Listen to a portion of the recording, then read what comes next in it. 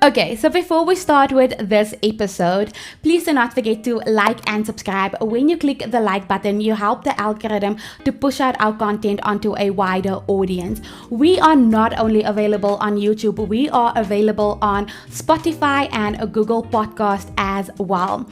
And that makes it a little bit easier for the ones that are always on the go, always on the run, or if you are like me, that is always busy around the house and have earphones in. That way to listen to the podcast is absolutely perfect. Let's get into this video.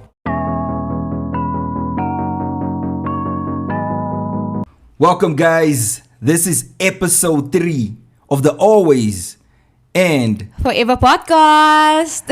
How are you doing, babe? I am doing good. I'm doing good. That's very good, babe. It is a Sunday evening and I'm doing good. It's been a good day. That's fantastic, love. And what are we discussing today? Today we're discussing dating, how our journey was while we were dating. Yes. It's going to be an interesting one, babe. It's going to be an interesting one, definitely. How long was the span that we dated, babe, approximately? Oh, my goodness. If you think about it now, 6, 7 years, maybe longer than that. I think it was, probably 6-7 years. Yes. That we were dating, actively dating. And the pressure was starting to turn up for people that were like, guys, something needs to happen. Listen, we were dating so long now. And I think my sister was like, you guys are dating so long, maak 'n bietjie itza. I remember that day. Like, my facial expression. I didn't even know what to say on that day. Yeah, because she was like, how? What doen julle nog? She's like, what are you guys doing? What's happening here? Yeah, and I can remember. Maak 'n bietjie itza. I can remember you were asking like, wat beteken maak 'n bietjie itza?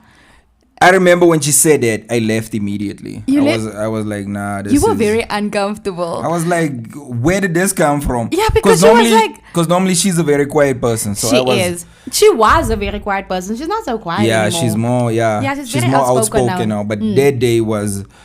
That time, it was still her quiet season. Yeah, I think that was one of those days where it was like, okay, Ek is nog gewoon vir Cheesy. And when we think about the time frame, the time was right for something to happen. But still, at that time, nothing happened yet. I think after she said that, a lot has changed. So yes, when she said maak 'n bietjie iets daar, and then you were like, wat bedoel jy met dit? She's like, maak 'n trou, doen iets. Jy hele jol net elke dag. Yeah. And you were so uncomfortable that you somehow left afterwards. Yeah, no, it caught me off guard, but she wasn't wrong. She wasn't wrong. She had a point, because also after that we started, having more deeper conversations like, hello, like what are we doing here? What are we doing here? But I think dating for us was so fun, though. Yes, babe. I mean, if you look at that first date, can you remember the first date? I can remember our first official date that we went on. It was definitely in July of which year? I'm not sure. I'm not too sure. 2014? I think it was, I think it was 2014. In July of 2014. It was a Saturday, definitely a Saturday night. Yes, it was definitely a Saturday night. I can remember I had a leather pants on. My first ever time that I wore leather pants, and I never wore a leather pants after that. I like the look. What made you go with that? You wanted to look a little spicy. I wanted to look a little spicy, and I had like a leopard print top on, and I looked very good. Wow. I wanted to be feisty. Yes. I think that is why I went for that outfit. It was a nice Saturday. I was so excited. I can't remember. Remember, I think I asked you for a picture before. Before, yes. Did you send, or you said you're going to show me after? No. I took a picture and I sent it to you. And I remember we were still chatting the whole day, and it was a thing of like, should we have matching hours? But I don't have something to match that. Yeah. We wanted to be cute also. We wanted to wear like matching clothes. And in my mind, my outfit was already set out. So when you said what you were wearing, I was like, And no, I'm not gonna lie, babe. Like I wasn't very good at going out and dating. Like it wasn't a thing that I actively did a lot. Like I've told you before, that was only my second official date ever. That's very weird.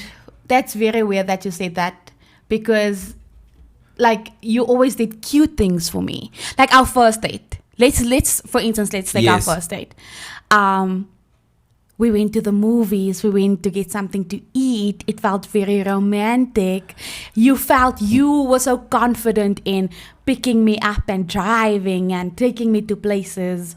Like, it felt like you knew what you were doing. Yeah, for a guy, you have to come across as confident as well. Even though you are, it's nerve-wracking, you are a little shaky. You want to impress, or you have to impress as a guy. No, you just want to put your best foot forward. Oh, okay. Because, I mean, when it comes to a date, it might be your one opportunity. It might be hit or miss at that moment. Yeah. And you'll be like, okay.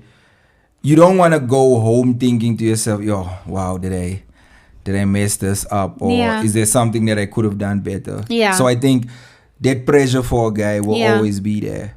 So that was also, like, it was new for you. Yeah. It was also new for me. Really? Because I was more of like nightlife and just chilling and being out, having drinks, but I never got into date life.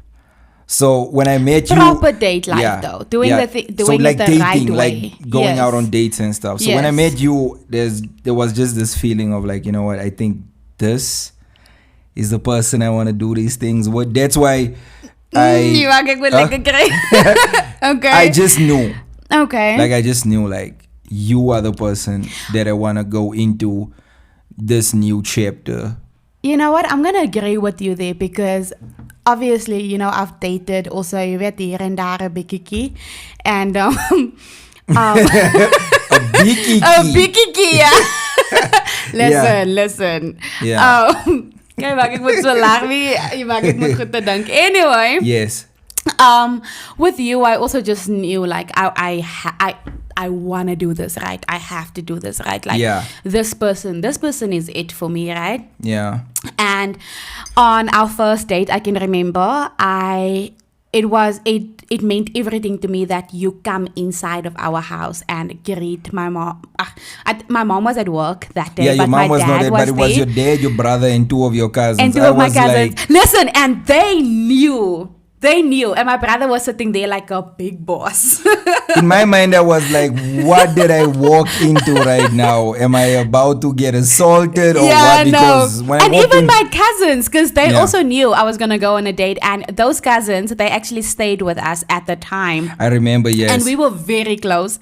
And one of my cousins, he was like a brother to me, right? So he also had like a face. Was like very overprotective when it comes to you. Yes. So they all gave you this look as you walked in. And the fact that you came in and greeted everybody so beautifully, and for me, it didn't look like you had any fear on your face. I was just like, yo, no, this is my guy. He's doing it the right way and he's not even shaking right now. Were you shaking though? The one thing, I wasn't shaking. I was just... It was just one of those instances where you're like, you know what, you have to stand your ground and not show any sign of weakness. Okay. Yeah. But like, that also taught me an important thing, you know. Yeah. Where do things right. Yeah. Try to do things right if you can. Yeah. I mean, if you really like somebody, and it's so easy to do the wrong thing, the right thing always comes across. And the thing is, hard. sometimes you go through life and you don't even know what the right thing is. But if something feels right to you and it's a request that if you decided, you know what, this is the person I want to be with, and they have a small request for you, I mean, you should be willing just to make that small sacrifice, because long term, it might make a bigger difference. Kom nog hoor. Further on. Yeah. So that day. Okay, so you did all that, and we finally get in the car, and I can remember you had a blue hoodie on, like a blue Nike hoodie on, and all of a sudden, no, babe, it wasn't. It was the green. Baba. I'm going into a different story here. I'm going into where you were trapping me. It was a trap. When you came, you had your blue Nike hoodie on. Yeah. And all of a sudden you said, you want to go change your hoodie. And I was still asking you, like, who's at home? Yeah. Like, what? And you were like, nee, ek gaan net my hoodie gaan change. And then we get to your place, and you park the car and you're like, nee, kom saam met my in. Yeah. And I go in with you, and this is date number 1. You can't say this is a trap. Listen, This is date number 1. No, you always make things official. You don't ask for any permission. Yeah. Just like you came to our house after apologizing and saying we are going to be together. Yes. You did the exact same thing with introducing me to your mom and dad as mommy, daddy, this is my girlfriend. I'm like, excuse me? So you were not ready for that? It's not that I wasn't ready for it, but like, this is the first official date. Like, can we just first talk? You know what? Before what I can say? I'm the girlfriend already. Like, I wasn't trying to trap you in that instance. Like, in my mind. What went through your mind? Tell me. No, in my mind it was like, you know what? If you get over that hurdle, you put a stamp down and you say like, this is the way it is, and it's done. So what's a hurdle? Move. So you don't wait for my hurdle. You jump over your hurdle and you're like, I'm taking her with me. She's jumping. I also jumped over 4 guys. There was a 4-man hurdle that I jumped over. This was a 2-person hurdle. So listen, but I still introduced you as Cesare, the guy I'm going on a date with. You introduced me as the dude. This is the dude. You wish. It's like, who's this dude? You wish. Did I? I didn't. I said this is the guy that I'm going on a date with. Yeah, you said this is the guy as the guy. Yeah, the guy that I'm going on a date with. You can't say the guy. What to say the guy? Who's the guy? Oh, so you want to be the boyfriend? No, I wanted to be the boyfriend, not the guy. And you. But anyway, babe, like you're saying, like that was a moment. It felt like a moment in time. Yeah. Because the nice thing about it is we can still remember it vividly. Yeah, we remember it vividly. Eventually, you did go and change your jacket into the green and jacket that you wanted to put on. Yeah. Just for the record, I knew it was gonna be cold where we were going. And I felt so cold. And I felt like that hoodie I had on was way too thin. Yeah. That's awesome. So as much as that was the first date, it wasn't the first time, obviously, that we kissed, We kissed previously before. I thought you were going to wait before we get there. No. We're going. We're going. Yes. The date was absolutely beautiful. The date was a lovely date. So we had something to eat and we watched a movie, no? We watched the movie, yes. And I think afterwards we went to go chill outside a bit. We went to go chill outside a bit. So our first date, we went to Carnival City. So Carnival City is actually a beautiful place for us. A lot of big memories has been made at Carnival City. Yeah, it's a place that holds a lot of significance. Yeah, it does. Yeah. Because we've traveled a lot of places, but there's something special. There's just something about that place. And it's such a like normal place. It's within reach. Like it's like 10. It's always been a 10-minute drive, 15-minute drive. But every time we would go to Carnival City, we would just feel, I don't know, we will just be extra in love on that day. I guess. Yeah, I guess that's how we can say it's all of the lights, babe. Yeah, I think it's all of the lights that makes us so in love. Yeah, so we were dating for quite some time, and dating for us has been really fun. It has been really, really fun. Like, we would go on a lot of dates, a lot of date nights. We also had a few hiccups while dating. Yeah. There was a few snags, and I mean, everything is not rosy. Everything is definitely not rosy. I think the first big hurdle that we hit was you saying that you are moving away. Yeah. Like, remember when you got your first job? When I got my first job, and things was also not 100% at home, and I was still very, very young. Yes. But I just needed to move away. I needed to move away. I think that was your moment where you told yourself, you know what, let me start something new. Let me turn. I had to. I had to take a very big leap of faith. Yes. And with that said, I was in this beautiful relationship that I did not want to lose, right? And I think the big thing was actually, telling you, listen, I have to do this. And our relationship is going to be more of a long distance kind of relationship. Yes. It's not that long distance, but it's like out of Geluksel, it's like a 45-minute drive. Yeah, 45-minute drive, yes. Yeah, like 50 minutes the most, yeah. Yeah, it's like a 45 minutes to an hour with traffic drive. Yeah. And I remember we had a big discussion about, where we first met, the same park. Yeah. like I didn't know what to expect, and you called me in and then you explained the situation to me. Yeah. And I remember you were so scared that specific day because you know what, distance can make things difficult. It can. And so you were just cautious in how you were telling me, but you also explained the reason why. So I think that was our first big hurdle to say that can we pull this off. How was that for you though? Because you were that at the time I wasn't mobile, so you were the only one that was mobile. I think with that is it was difficult at that time to balance work and to do the traveling whenever we have to see each other, because remember you were also working and you were working long hours. I was also working long hours. Yeah, we both were in the medical industry at the time, so and it was like 12-hour shifts. 12-hour shift guaranteed. So that time frame to see each other, there wasn't really a big time frame. I think there wasn't. Most of the times we actually saw each other was only on weekends when you came home. Yeah, because sometimes our shifts would also clash. That's the other thing. Yeah.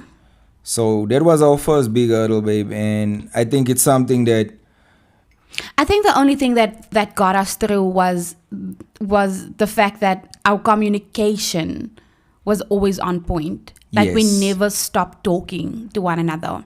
Yeah.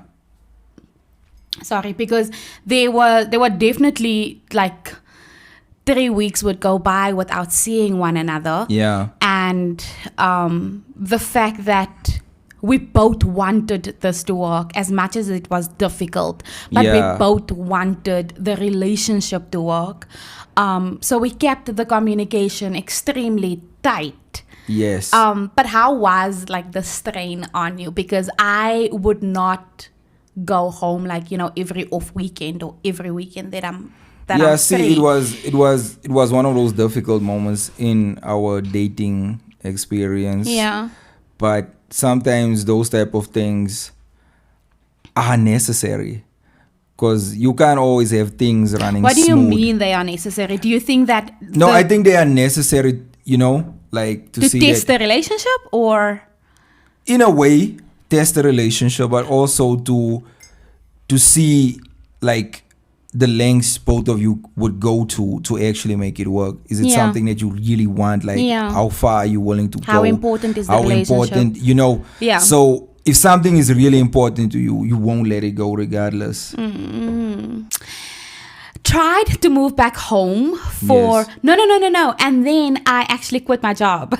I quit my job in like in 24 hours. I did like a 24-hour Notice. I'm done. Like I'm done.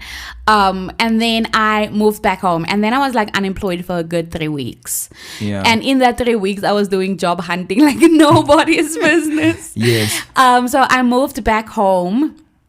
But I knew I can't stay home. Yes. So eventually got a new job, and it was in Springs at the time. Yeah. So stayed at home, worked my first month, and then moved out. But I moved close. I moved still in Gelukstad, by Power's Place. Can you remember? I remember, yes. And I feel like there we drew more closer to one another because we got to see one another we so much to spend more. a lot more time together. Yeah, yes. because while I was in Kempton Park, like we couldn't really do like long.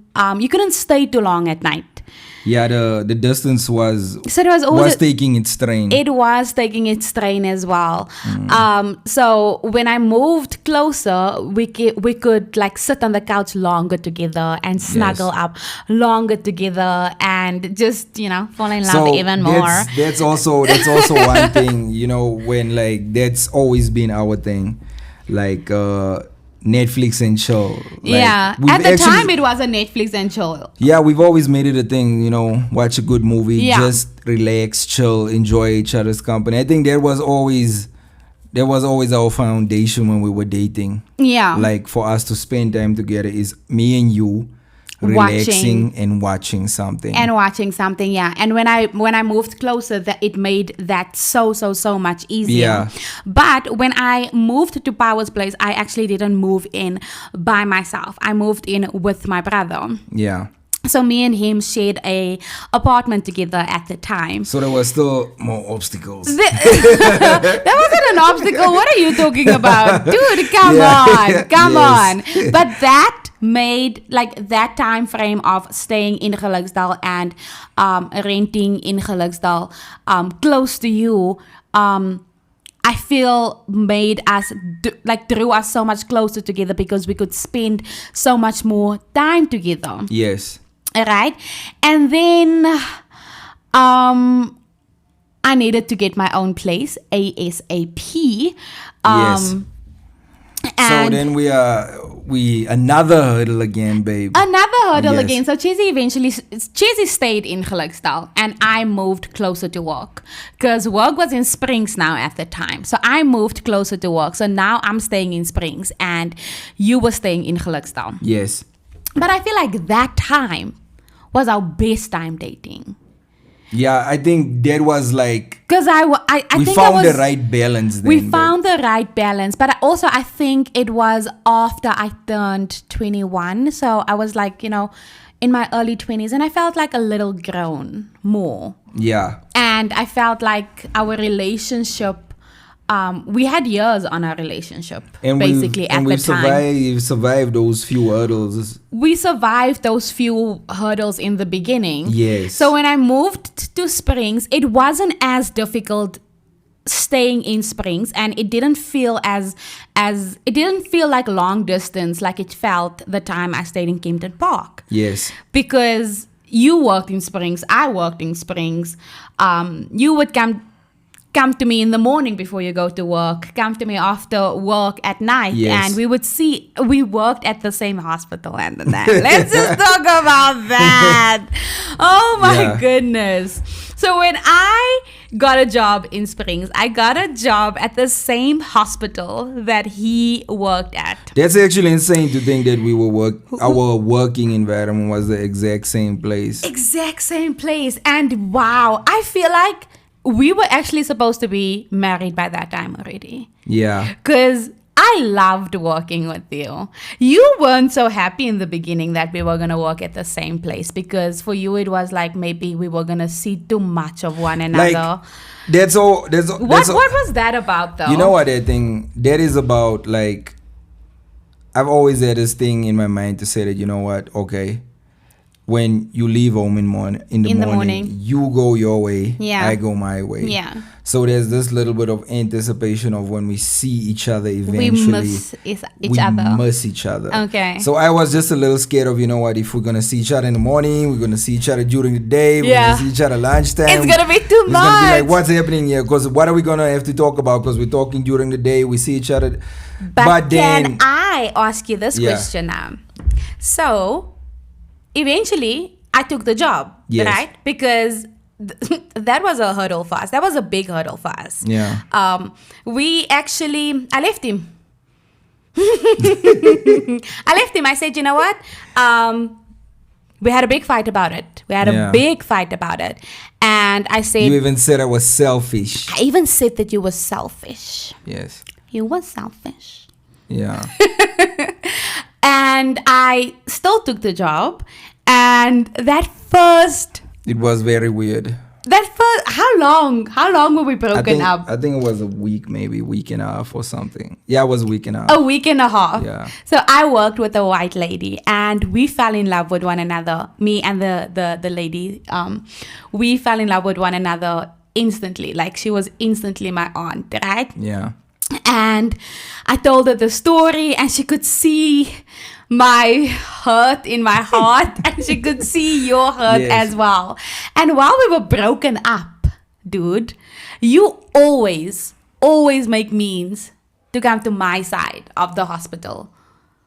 Because you would always phone and say that, bring me this, I need this. No, but I wouldn't necessarily phone you. I would call the lab and then I just see you coming with the results. Okay, so on that topic now, like, how did it feel to just call it quits? Like, how did that feel? It didn't feel right. It was like... Because remember, this is dating probably almost for 3-4 years and then suddenly just saying, okay, we're done with the relationship. We're calling it quits. Listen, I left you, with words, but I never left you with my heart. But I knew that I am also not going to allow a relationship to stand in the way of what you need to do. What I need to do to stand in the way of my hustle. I mean, okay, but it's not going to work. Looking back at it now, was it necessary? To leave you. It was necessary to leave you. No. It was absolutely necessary to leave you so that you time. At the time. So that you can understand. But I did understand. No, you didn't understand at the time. But as ek vir jou gelos het nie, you wouldn't have understand that I don't need a man to tell me where am I working and where am I not working. I don't need a relationship. Whether it's a 3-year relationship, a 5-year relationship, where I want to work, I'm going to work. And where you do not own the hospital. I can remember I even said that to you, my word. We were fighting. The thing is, you didn't understand what I was trying to say at the time. Am I right or wrong on what I'm saying? Listen, I heard you. But I think you didn't. No, babe, I heard you. Yes. No. I heard you. And you heard me. But you didn't understand me. And I didn't understand you. Yes. Because I heard what you were saying. But at the same time, I am jobless at the time. I've been hunting for 3 weeks. I've been applying at every hospital within Gauteng. And I got an interview at a close-by hospital. And I got the job immediately. Yeah. How am I declining a job opportunity for a relationship? So then it you does not declined make me. sense. No, you declined ek kan me. enige tyd 'n ander man kry. Come on. That's what you're saying now. No, that's what I said at the time. No. Okay. But then, I feel like we also got to understand one another then. Like you got to see that, okay, die girl gee nie op sekere dinge nie. You know? Because it's my future. And the thing is, I think you were trying to get a point across. I was trying to get a point across and you didn't see the point at the time. I was also scared of our relationship. And I told you I was scared for our relationship. But at the end of the day, if I love you and you love me and you want this relationship to work and I want this relationship to work, even if it means that I don't go to your part of the hospital and you don't come to my side of the hospital, we can do that for the relationship to work. We'll figure things out as things goes. But it was weird. It was weird. At the beginning. At the beginning it was very weird working together. But then it was like we have to work together. Because I feel like working together also deepened our relationship. Yeah. Because we thought seeing too much of one another was going to break our relationship. But seeing each other so much actually made us so much closer. Because now I was in your lunch bag. You were in my lunch bag. I think the nice thing about that also is the fact that was... Remember, we were dating. Yeah. But that time frame of us working together formed like... the friendship part grew stronger in that, because it was a thing of like, okay, as if you don't have something, okay, muni worry, I'll sort you out. If I don't have something, like, okay, here you go. Because at work we couldn't be lovers, we had to be friends. Yeah, I had to keep it professional. Yes. So I think that being in that environment together made that part stronger, where we could be like, okay, we can actually be friends also. Yeah. You understand? Yes. Lovers and friends. And working together actually created that friendship bond with one another. Yes. Yeah. And we were a very cute couple at work, because everybody would always walk past us and like, oh, you guys are so cute together. And I'll be like, I know, right? Yes, babe. And then what happened after that is, what happened was like, things for me were a little bit tough in my working environment, because things changed. I won't go into detail, but I needed to get a transfer at that time. Oh, that was so sad, because then it felt like I'm losing my best friend now. In the work environment. Yes, because now you had to now move to a different hospital. You went all the way to Sunwood Park, and I was still in Springs. that was very sad. But also, that also now brought the missing each other element back. Yeah. Yes. That was also now, I think that also deepened the relationship so much more.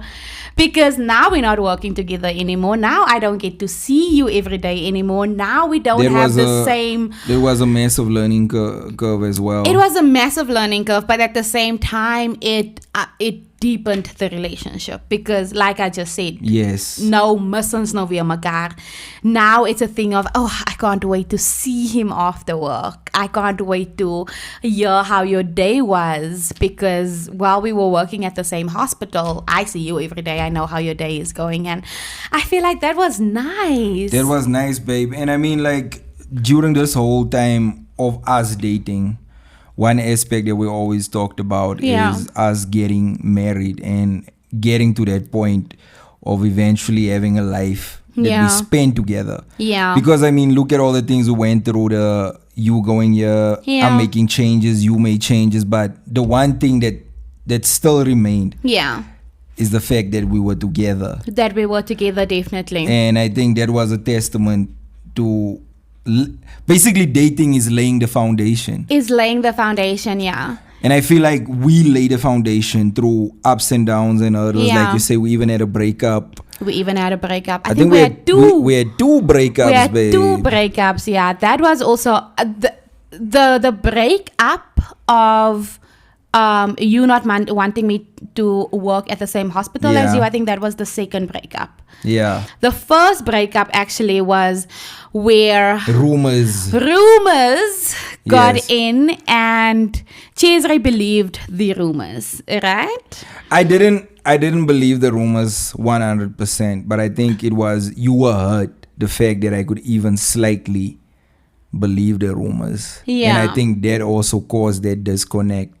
To say that, how can you not trust me? Yeah. Why don't you come to me and let's talk about it before you make assumptions?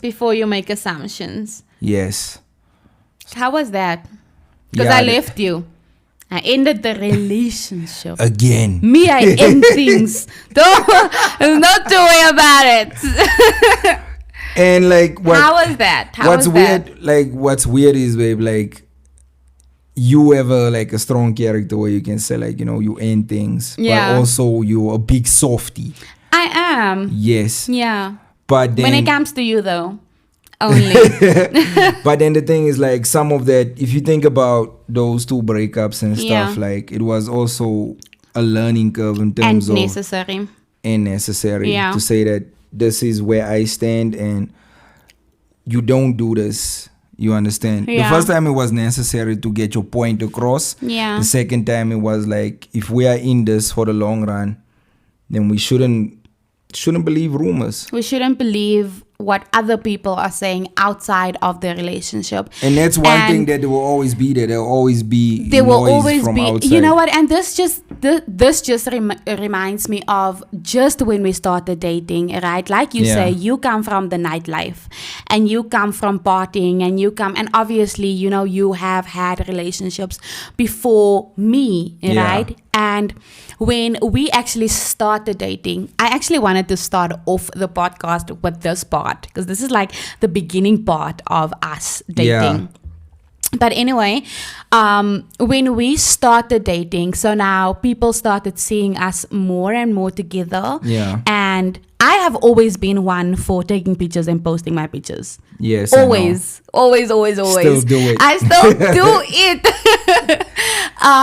So I started, taking pictures and posting pictures. Yes. And I think we also changed that time it was a thing to change your Facebook status as in a relationship. Yeah. And then when you tag the person, then, you know, everybody that's on your Facebook could see who you are. This is the one. This is the one. So we also did that, right? Yes. And I got a lot of more guys actually coming to me, messaging me from nowhere. also stopping me at the shops. I'm like, dude, we've never even spoken to one another. Yeah. How are you, one, greeting me now? And all of a sudden, yes, look. And after greeting me, giving me a nice compliment, now you're like, die bra wat jy eintlik saam mee is, this guy is actually not right for you, 1, 2, 3, 4. He's a problematic individual. He's a problematic individual. Yes. The big thing, the thing that I heard so often was, he has a lot of girlfriends and he's going to hurt you. And you're just one of his multiple girlfriends. So I was like, yo, okay. In my mind, I was like, maybe he does have a lot of girlfriends. I mean, he's so hot. Who doesn't want to be his girlfriend right now? Right? Okay.